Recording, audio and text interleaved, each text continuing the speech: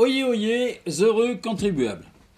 Je sais, les régionales sont déjà périmées et les médias sont passés à la suite. Alors bon, Fillon, superstar, les Français le préfèrent à Sarkozy, Ségolène fait bande à part, Guillon insulte Besson, Besson se fâche, etc. Mais tant pis, moi je reviens sur la conséquence principale du vote, c'est-à-dire la profonde modification du comportement de notre bonsaï de la République, c'est ça. Ces élections, désolé, c'est périmé, mais on s'en fout, hein, il faut revenir, ont montré les violentes aspirations du peuple, illustrées par un énorme tsunami de protestations, et les Français ont enfin été entendus. Même dans les rangs de l'UMP, ça ruait dans les brancards, Xavier Bertrand est allé voir son mémètre Nicolas et lui a dit en face qu'est-ce qu'on fait maintenant, chef? Bon, attention, c'est qu'il est violent. Et le président lui a répondu qu'il avait entendu le message des Français, qui lui disait clairement d'accélérer les réformes, c'est-à-dire de continuer à faire les mêmes conneries, mais plus vite. Un message, bien sûr, qui venait de partout, sauf d'Alsace et du Cantal. Et oui, chez nous, on a un Cantal, et d'ailleurs, ça venait peut-être d'ailleurs, mais bon, il n'y a rien de plus fort que le Cantal, donc on s'en fout. Voilà, donc tout le monde a fortement demandé, enfin tout le monde, sauf les Cantalous et les Alsaciens, à Nicolas Sarkozy de changer, mais pas seulement de changer, beaucoup de changer comme avant, mais bon, modifier son style. Voilà, c'est tout ce qu'ils veulent les gens. Je cite d'ailleurs Nicolas, il dit rien ne serait pire que de changer de cap, et j'ai lu ça dans le Parisien et dans le Figaro, donc c'est vrai. Et voilà, donc là, la révolution tant attendue, le rapprochement avec la France du caniveau d'en bas, l'osmose avec le Pékin moyen, c'est ça, comme on dit dans la marine, peinture sur merde égale propreté. Fini la rupture entre la droite, la gauche, les extrêmes, le Nicolas Nouveau est arrivé, on va le boire jusqu'à la lit, et il va mettre tout le monde d'accord. Faudra pas s'étonner si on le voit sur Arte au lieu de TF1, en pull troué, ou fringué avec des guenilles prêtées par Denis, le pote SDF de Carla, jouer la blotte au camping de Palavas en jurant comme un chartier avec une gitane maïs au bec, et pourquoi pas faire son jogging en slip kangourou avec un testicule qui dépasse, comme dans le gros dégueulasse de Reiser, terminer le Fouquet's et le yacht de Bolloré, ou alors la nuit en cachette.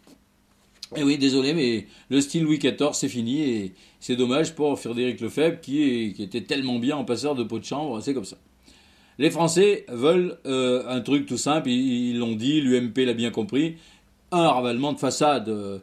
Cette vague rose et verte, c'est un signal fort pour que Nicolas change de look, puis c'est tout, rien d'autre.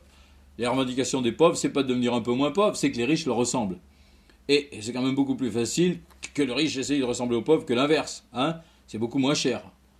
Un mec pété de thunes comme Nicolas, il n'a pas de difficulté à se fringuer comme un prolo, alors qu'un prolo, pour acheter un sac poubelle avec une Rolex et puis un jet privé dedans, c'est pas facile. Hein. Nicolas, lui, il a juste à regarder dans le sac poubelle justement que Martin Hirsch lui a laissé en quittant son bureau pour retourner zoner chez Emmaüs, et puis voilà. Bon, je sais que les Alsaciens et les Cantalous vont être déçus, ils aimaient beaucoup l'ancien style, mais tant pis, quoi. C'est chouette quand même, nous, là en Auvergne, on a le Cantal. Hein. Il nous reste un département de droite, quelle chance on a, hein. Les sarkozystes sont en voie de disparition un peu partout, et nous, on a encore plein dans le Cantal. Ça nous fait une sorte de zoo, on va pouvoir exploiter. Hein. Moi, je dis qu'il faudrait grillager tout autour du Cantal pour éviter qu'ils se reproduisent avec d'autres bêtes, histoire de garder la race la plus pure possible, en faire un plouclan de droite avec la Capelle Barbès comme capitale. La Capelle Barbès. Oh putain, t'as pas vu ça? Si tu cherches un coin pour passer tes vacances, alors là, c'est peinard. 95,45% pour Alain Marlex et 4,55% pour Souchon. C'est pas beau, ça? Oh là là, 42 électeurs de droite sur 44, tout ça avec 55 habitants. Alors ça m'étonnerait qu'il y ait beaucoup de délinquance. Hein. Ni même beaucoup de jeunes couples avec des gosses. Ils ont dû se barrer parce qu'il y a trop d'ambiance à la Capelle à Barès. Là, hein? C'est pas Barbès, attention, ça n'a rien à voir. La Capelle Barès. Hein. D'ailleurs, les deux, la Capelle Barrésien là, de gauche, moi je trouverais normal qu'on leur offre l'asile politique en France. Hein. Et il n'y a que eux qui risquent de se faire égorger là-bas.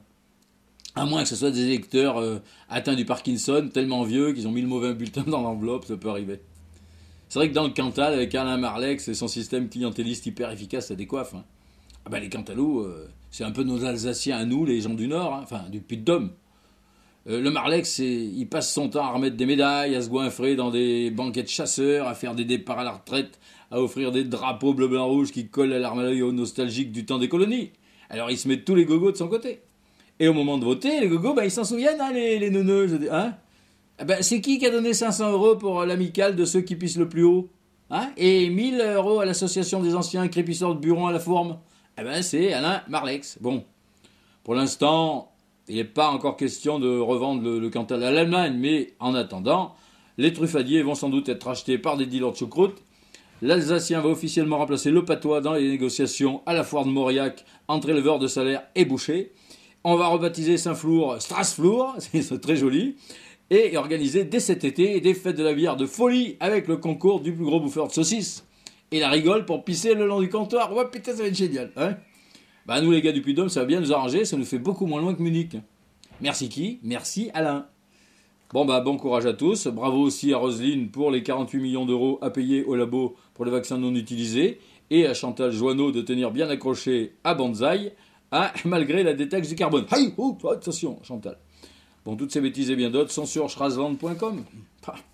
À la semaine prochaine.